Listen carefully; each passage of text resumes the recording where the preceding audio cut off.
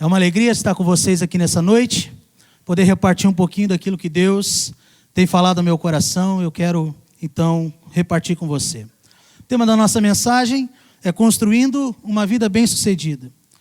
E construir uma vida bem-sucedida é construir uma vida abençoada.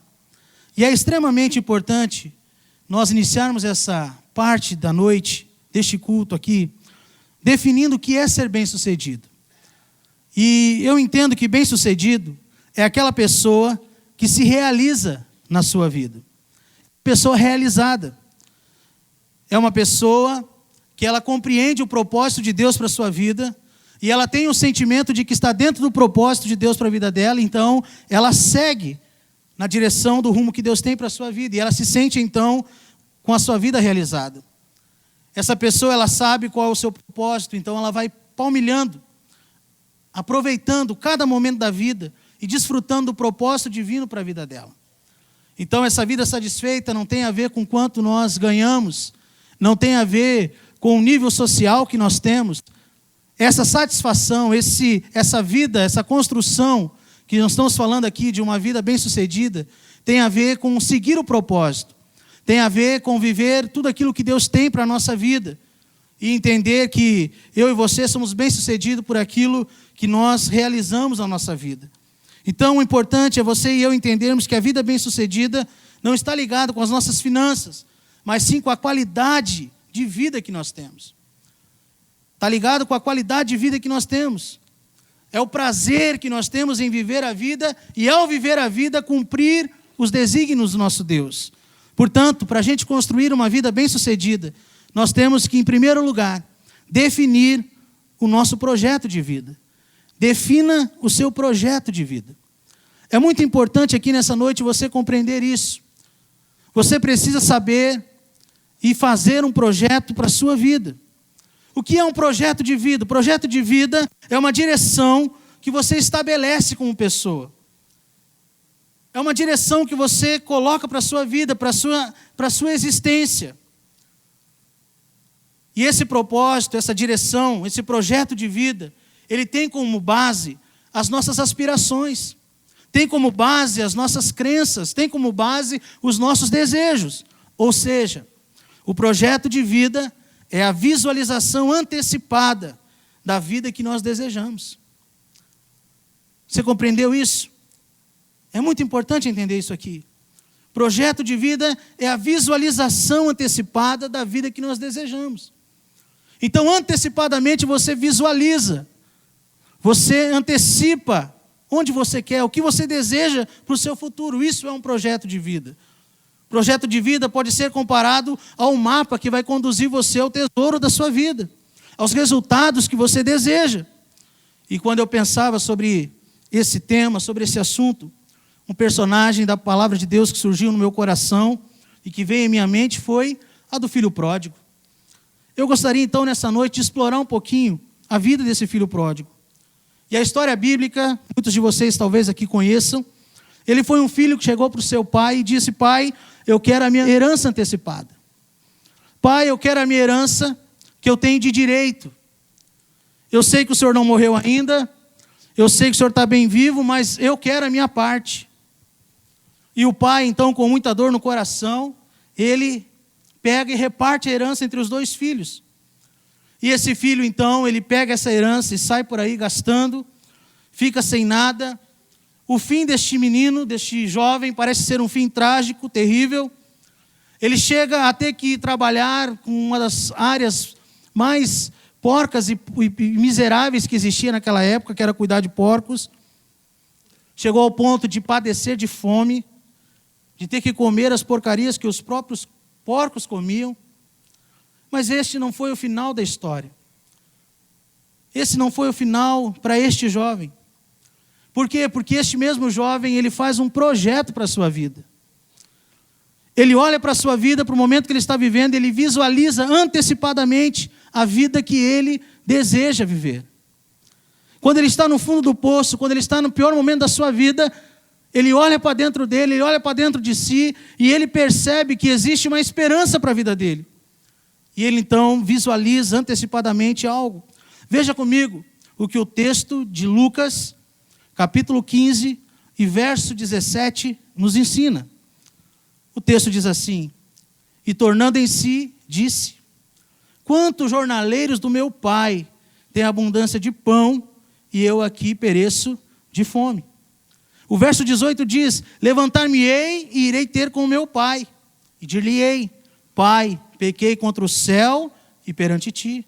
Já não sou digno de ser chamado teu filho. Faze-me como um dos teus jornaleiros. Eu não sei se você percebeu, mas fica muito claro nesse texto que esse filho, ele define um novo rumo para a sua vida. Ele mentaliza um novo começo.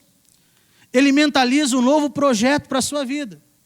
Ele chegou no ponto de miséria, num ponto de ruína. Mas ele olha para a situação e fala assim: olha, os jornaleiros do meu pai têm o que comer todos os dias. Eles têm abundância de pão. E eu aqui estou sofrendo. Eu vou me levantar. E eu vou ter com o meu pai. Eu vou conversar com o meu pai. Eu vou falar para ele: eu não sou mais digno de ser filho. Mas eu quero trabalhar, que pelo menos trabalhando, eu vou ter o meu sustento. Eu vou ser um comum dos jornaleiros. Eu vou poder comer todos os dias. O que esse jovem está fazendo? Ele está projetando, definindo um novo projeto para a sua vida. Ele está empregando toda a força que ainda existia nele para um novo recomeço. Ele errou o caminho, fez escolhas erradas, fez aquilo que não deveria ter feito, mas ele chegou em um momento que definiu um novo projeto para a sua vida. Quem sabe eu e você estamos aqui hoje como esse filho pródigo. Quem sabe parece que estamos no ponto final da nossa existência. Ou parece que aquilo que nós sonhamos e desejamos, parece que não vai acontecer.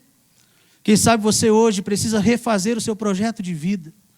Quem sabe aqui nessa noite você precisa olhar para dentro de você e para o momento que você está vivendo.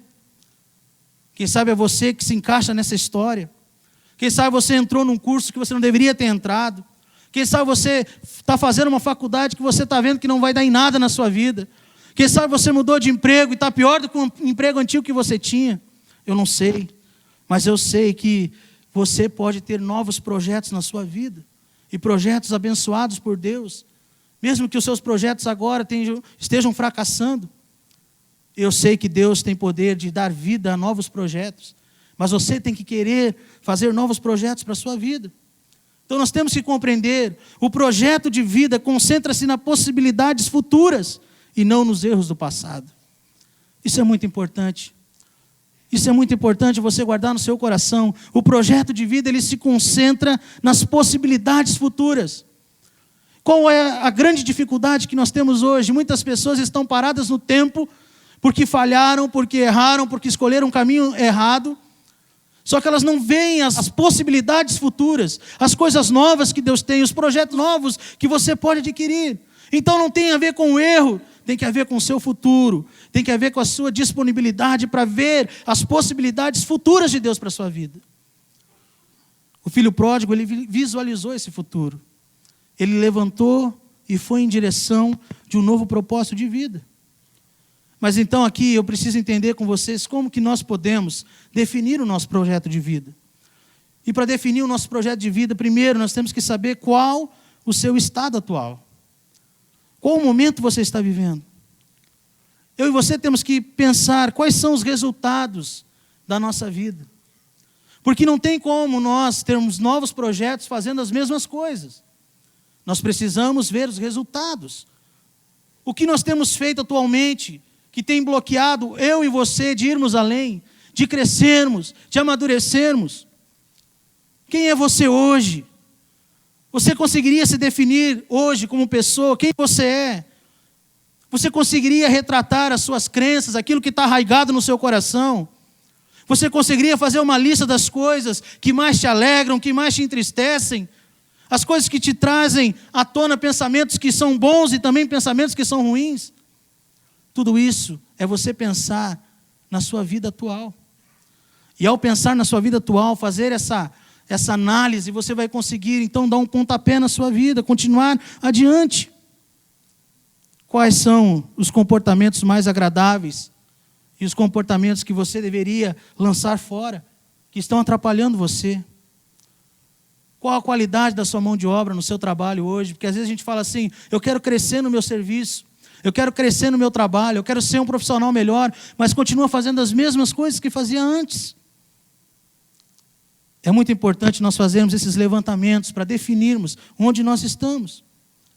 Se queremos definir um projeto de vida, nós temos que identificar em qual situação você está hoje. Qual é a sua realidade de vida? O filho pródigo, ele faz essa avaliação.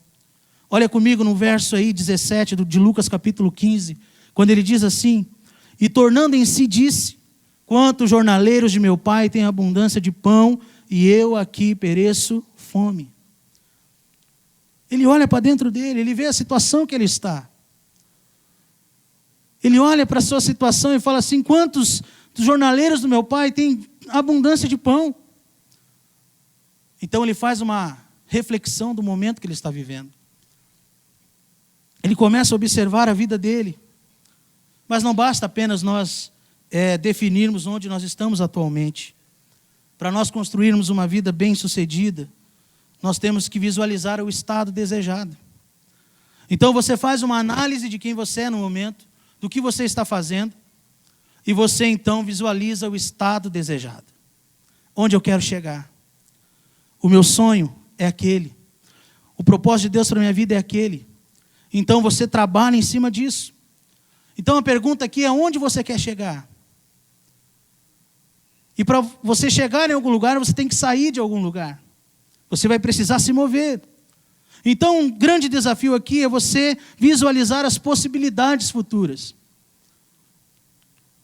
Se o que você está fazendo hoje não está dando certo, quem sabe você tem que parar e refletir e fazer as mudanças, adequar a sua vida, adequar os seus projetos. Onde você quer chegar com a sua vida? E para chegar nesse ponto desejável, então você precisa planejar a sua vida. Você precisa dar passos claros na realização dos projetos. E aqui, mais uma vez, nós podemos pegar o exemplo do filho pródigo. Nos versos 18 e 19, ele fala assim, levantar-me-ei, irei ter com meu pai, e direi-lhe-ei, pai, pequei contra o céu e perante ti. Já não sou digno de ser chamado teu filho, faz-me como um dos teus jornaleiros. Você percebe que ele não só pensa, ele não só visualiza o estado que ele está vivendo, mas ele projeta, e ele vai e executa. Ele se movimenta. Ele dá um passo para o estado desejado. Ele está nesse momento vivendo na miséria, comendo com os porcos. E ele fala assim, isso aqui não é vida para mim. A vida que meu pai tem é muito melhor. Então é o seguinte, eu vou para lá e vou pedir para ser empregado do meu pai. Eu vou voltar lá, eu vou encarar o meu erro, eu vou dizer, pai, eu não sou digno de nada não. A única coisa que eu quero, faz como um dos teus trabalhadores. Ou seja, ele visualiza onde ele quer chegar. Eu e você temos que visualizar, dar passos claros. Então, irmãos, toda mudança precisa de 3 coisas importantes. Primeiro, você identifica com clareza o estado atual que você está. Onde você está como pessoa, como você se encontra hoje. A segunda etapa, você vai então descobrir aonde realmente você quer chegar. Qual o lugar desejado, qual o lugar sonhado. Isso precisa, é necessário que você faça então um planejamento na sua vida. E além disso, então, você precisa de uma terceira etapa, que é você planejar as coisas. Então, para construir uma vida bem-sucedida, uma vida abençoada, você precisa definir um projeto de vida. E para definir esse projeto de vida, você tem que olhar o teu estado atual, para chegar no estado que você deseja, no ponto que você deseja, ou no sonho que você deseja. Você precisa estabelecer metas, sonhar, ousar com as possibilidades futuras. Para isso, você e eu podemos tomar posse de uma palavra que está lá em Provérbios, capítulo 16, no verso 13, que diz assim, confia ao Senhor as tuas obras, e os teus pensamentos serão estabelecidos. Os seus pensamentos serão estabelecidos. Mas você precisa dar um passo. Mas em segundo lugar, para construir uma vida bem-sucedida, você e eu temos que construir uma vida equilibrando os pilares da vida. Equilibre os pilares da sua vida. Conquistar, irmãos, o equilíbrio nas diferentes áreas da vida é, sem dúvida, um grande desafio que nós temos. Para construir uma vida bem-sucedida, é muito importante você desenvolver equilíbrio em todas as áreas da sua vida. Quando você pensa numa construção, se você olhar para uma construção e você olhar para os pilares dessa construção, se você vê um pilar torto, você já vai ficar meio desconfiado com aquela construção. Porque os pilares têm que estar bem equilibrados. Não pode ter um maior, outro menor. Tem que haver um equilíbrio.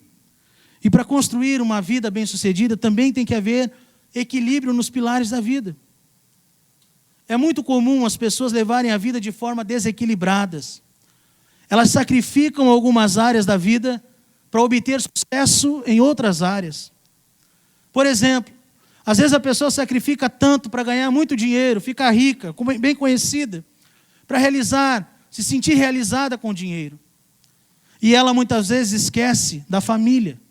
Ela esquece muitas vezes da sua espiritualidade. E na história do filho pródigo, irmãos, eu posso perceber isso claramente.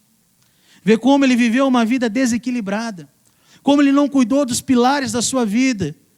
E por não cuidar dos pilares da sua vida, ele tomou o rumo errado. Ele foi por direções que ele não deveria ter ido. Ele acabou vivendo uma vida desequilibrada, porque ele não soube colocar os pilares da vida de forma igualitária. Então nós percebemos que quando um pilar da vida está desequilibrado, os demais vão ter problemas. E eu vejo aqui, irmãos, que o pontapé do desequilíbrio desse jovem, desse filho pródigo, inicia no verso 12. Quando ele pede para o seu pai a sua herança. Veja o que o texto diz aí no verso 12 de Lucas, capítulo 15. Ele diz assim: e o mais moço deles disse ao pai: Pai, dai-me a parte dos bens que me pertence. E ele repartiu por eles a fazenda. O ponto de desequilíbrio desse jovem começa aqui. Quando ele faz uma decisão, ele toma uma decisão que não deveria ter tomado. A partir deste momento, o filho passa a viver um desequilíbrio nos pilares da sua vida. E quantos de nós estamos vivendo os pilares da vida desequilibrados? Então, para construir essa vida bem-sucedida, eu preciso equilibrar os seguintes pilares da nossa vida. Para uma vida bem-sucedida, você precisa equilibrar o pilar da espiritualidade. Esse é um pilar fundamental da sua existência. A sua espiritualidade. E nós podemos ver isso, esse rompimento dessa espiritualidade, quando o filho pede a herança para o pai.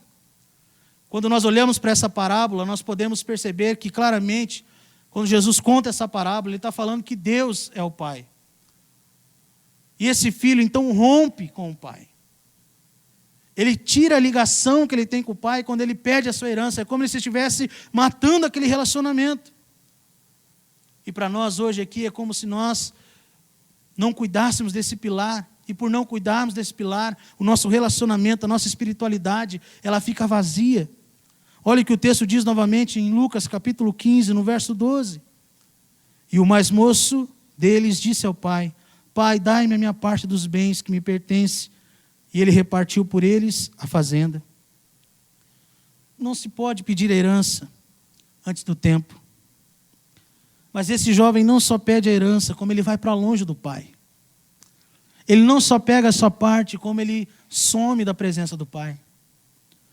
Este filho, ele quebra o relacionamento com o pai. E esse é um pilar que eu e você temos que cuidar na nossa vida, a nossa espiritualidade. E essa espiritualidade tem a ver com o nosso relacionamento. Esse pilar refere-se ao nosso relacionamento com Deus, refere-se ao nosso conhecimento sobre a palavra de Deus, mas não só isso, refere à nossa vivência com Deus. Está falando da nossa capacidade de descansar na presença dEle, de colocar as nossas inquietações, os nossos temores na presença dEle. Alguns confundem espiritualidade com caridade, com ação social, com qualquer outra coisa, ou com uma simples paz interior. Mas não é, a espiritualidade tem a ver com o seu relacionamento com o seu Deus. Tem a ver com a sua fé no seu Criador. A espiritualidade deve ser desenvolvida dia após dia. E aqui não tem a ver se você segue os dogmas ou não. Não tem a ver se você segue as regras ou não. Tem a ver com o seu comportamento diante da presença do seu Criador. Porque nós podemos estar na igreja, morar na igreja, viver na igreja, mas ter uma espiritualidade vazia. Uma espiritualidade onde não há a presença de Deus. E se nós queremos, irmãos, ter uma vida bem-sucedida, nós temos que estar com o nosso pilar de espiritualidade elevado. Aqui está o grande desafio. Eu vejo que esse jovem, ele deixou a sua espiritualidade de lado. Quando ele abandonou o pai. Quando ele saiu da presença do pai. Espiritualidade significa a busca dessa experiência, dessa comunhão mais íntima com o Criador. A vida bem-sucedida passa pelo pilar da espiritualidade. Uma espiritualidade vazia, você vai ter problemas com os outros pilares que eu vou falar com você aqui. E Deuteronômio capítulo 6, verso 5, define bem como tem que ser esse pilar na nossa vida. A palavra diz assim: ame o Senhor seu Deus de todo o seu coração, de toda a sua alma e de todas as suas forças. Aqui você vai encontrar o equilíbrio da espiritualidade na sua vida. Quando você amar o Senhor seu Deus de todo o seu coração, com toda a força que existe em você, com todo o vigor que há na sua alma, com toda a paixão que existe dentro de você. Não deixe, irmãos, essa área da espiritualidade cair na sua vida. Deixar de ter uma vida devocional. Deixar de ter um compromisso de oração. Deixar de ter um compromisso de estar na presença do Pai. De estar aqui reunido na casa do Senhor. Mas para uma vida bem-sucedida, precisa equilibrar o pilar da vida familiar também. Espiritualidade e a vida familiar. Nesse segundo pilar, nós estamos falando sobre a harmonia entre os membros da família. Uma família bem equilibrada, ela vai superar os desafios juntos. Uma família bem equilibrada, ela vai vencer os obstáculos sociais, as crises da vida juntos. Então, para termos essa vida bem-sucedida, nós temos que ter esse pilar bem fundamentado. Nós precisamos cuidar da nossa família, porque a família bem equilibrada, ela vai demonstrar afeto. A família bem equilibrada vai demonstrar a compreensão entre os membros da sua família. Uma família bem equilibrada, ela tem a capacidade de liberar perdão. Quantas famílias sendo desfeitas porque as pessoas não aprenderam a perdoar? Quantas vezes eu escuto pessoas dizendo: eu não perdoo. Aquilo que aquela pessoa fez eu vou levar para o túmulo, mas eu não perdoo. E elas acabam perdendo suas famílias. Quantas pessoas não estão sabendo lidar com as diferenças dentro da sua casa? Não sabem lidar e conviver com as diferenças de forma amorosa. E por isso, então, o pilar da família está ruindo. Irmãos, e quando não há equilíbrio nesse pilar, você vai perceber, o rendimento da família vai cair. É o filho que não vai conseguir ficar bem na escola. É a esposa que não vai conseguir produzir bem no seu trabalho. É o esposo que não vai dar conta das coisas que tem que fazer também. O rendimento cai. Porque a tristeza e desunião se torna a tônica dessa família. E esse pilar precisa ser cuidado. Porque a família é um bem precioso que você tem. Quantos casais estão perdendo a cumplicidade, o desejo de conviverem juntos? Por essa razão, nós temos que equilibrar esse pilar urgentemente. A família é um pilar muito importante. Porque a família ela pode nos impulsionar, como ela pode nos frear.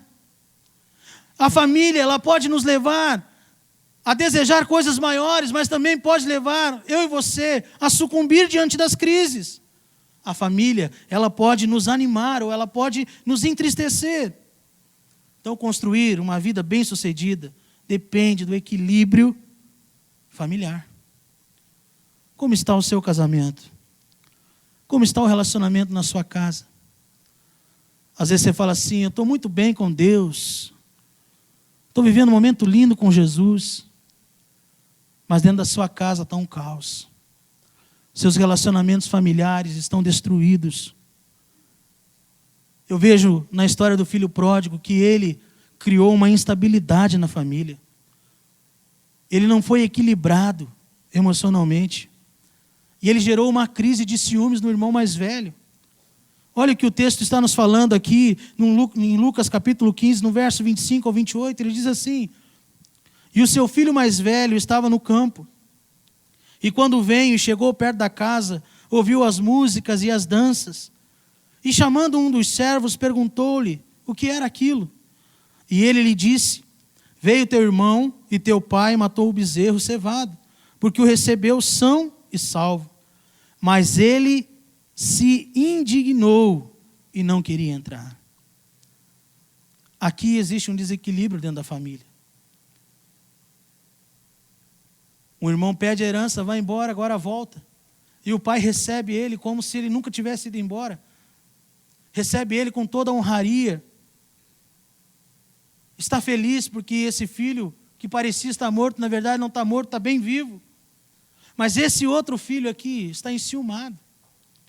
Um desequilíbrio. Um desequilíbrio aqui. E eu e você temos que olhar para a nossa família nessa noite.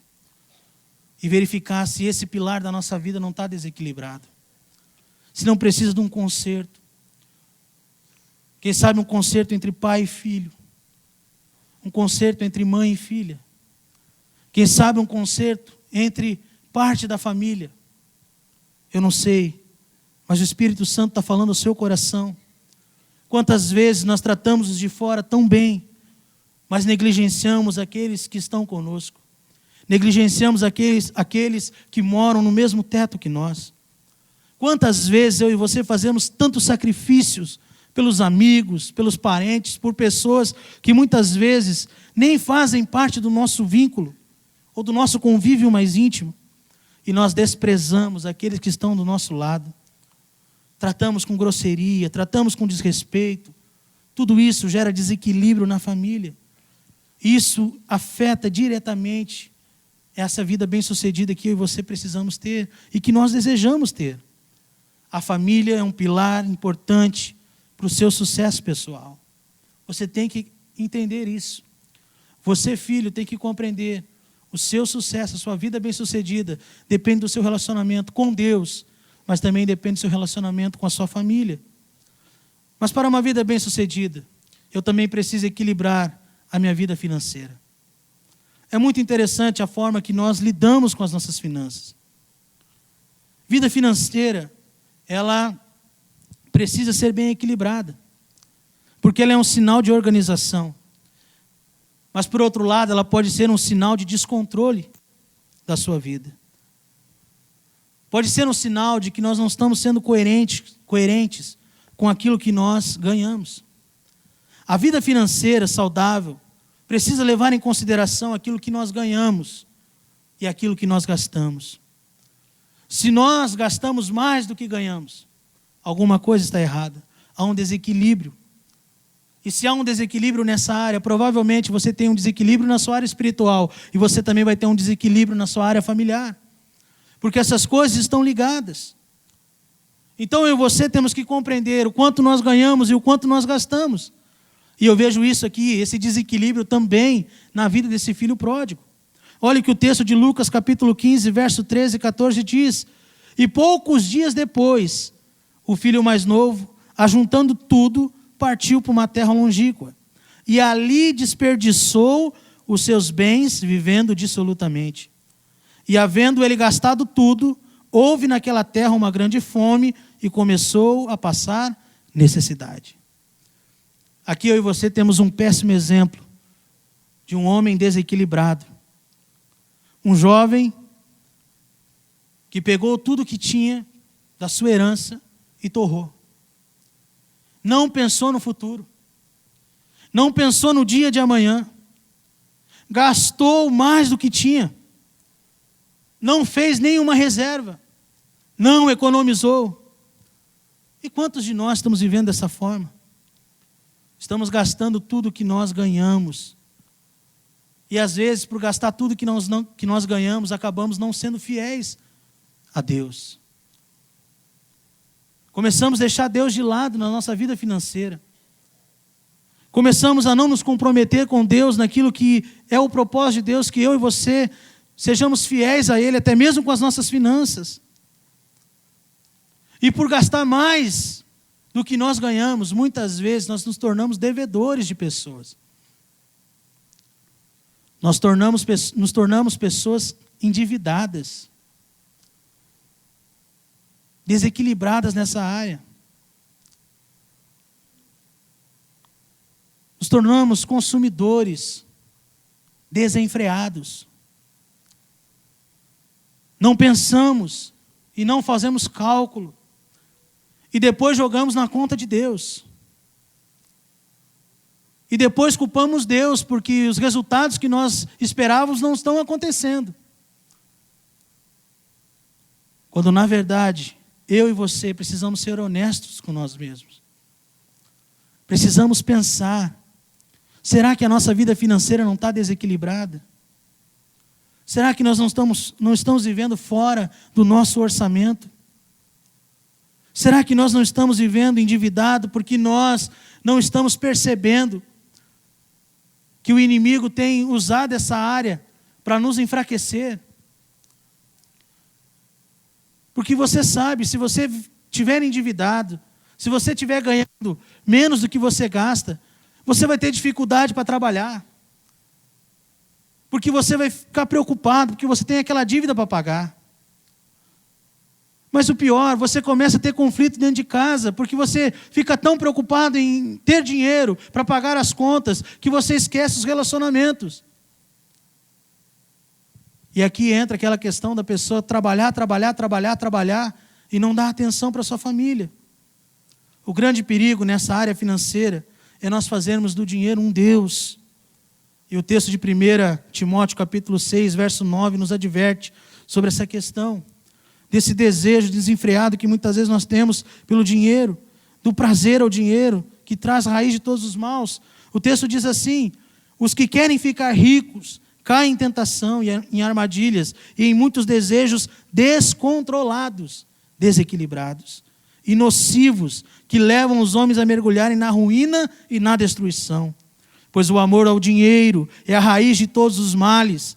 Algumas pessoas, por cobiçarem o dinheiro, desviaram-se da fé e se atormentaram com muitos sofrimentos. Quantas pessoas vivendo esse quadro aqui? Essa realidade.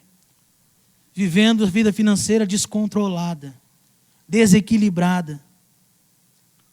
E a Bíblia diz que isso é nocivo ao homem. Faz ele mergulhar numa ruína e destruição. Quantas pessoas apaixonadas pelo dinheiro têm se desviado da fé. E por não dar conta de pagar as suas dívidas, elas ficam atormentadas e vivem em sofrimento. Vivem em sofrimento. Você já parou para pensar por que muitas pessoas caem no golpe do bilhete premiado? Porque elas ficam tão cegas pelo dinheiro, tão desejosas por ficar rico facilmente, que elas acabam caindo em tentação.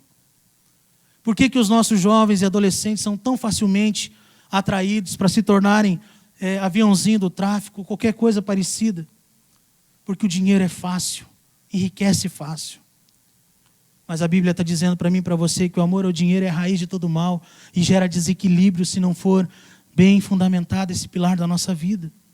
Então, se você quer ter uma vida bem-sucedida, é muito importante, meu irmão e minha irmã, que você compreenda que você precisa ter esses pilares da sua vida bem fundamentados, equilibrados. A sua espiritualidade, a sua família e a sua vida financeira. Essas três coisas caminham lado a lado. Se uma delas estiver desequilibrada, você vai sofrer. Você vai ter momentos terríveis na sua vida. Você vai se desgastar emocionalmente. Você vai se desgastar espiritualmente. Você vai se desgastar fisicamente. Mas não é isso que Deus tem para você. Deus tem para você uma vida bem-sucedida. Deus tem para você uma vida abençoada. Deus tem uma vida repleta da graça e do poder e da manifestação da glória dele sobre você. Agora você precisa ter um projeto de vida, saber onde você está e onde você quer chegar. E você precisa cuidar dos pilares da sua vida, a sua família, sua espiritualidade e a sua vida financeira. Eu quero que você feche seus olhos, eu quero orar com você agora. E eu quero pedir que o Espírito Santo particularize em seu coração as verdades preciosas que foram transmitidas a você. Ó Deus, Tu conheces o coração de cada pessoa que aqui está. O Senhor sabe o momento da vida delas. Tu sabes, Senhor Jesus, quem sabe essas pessoas precisam iniciar um novo projeto de vida. Quem sabe elas chegaram aqui se sentindo derrotadas pela vida. Quem sabe elas chegaram aqui, Senhor Jesus, pensando em desistir de tudo. Mas eu sei, Pai, que no Senhor sempre há um novo recomeço. Basta nós fazermos uma reflexão, vermos onde nós estamos e onde queremos chegar. E também, ó Deus, cuidar com os pilares da nossa vida, a nossa espiritualidade, a nossa família e a nossa vida financeira. Eu abençoo o Teu povo, no nome de Jesus. Amém. Missionária Central de Maringá.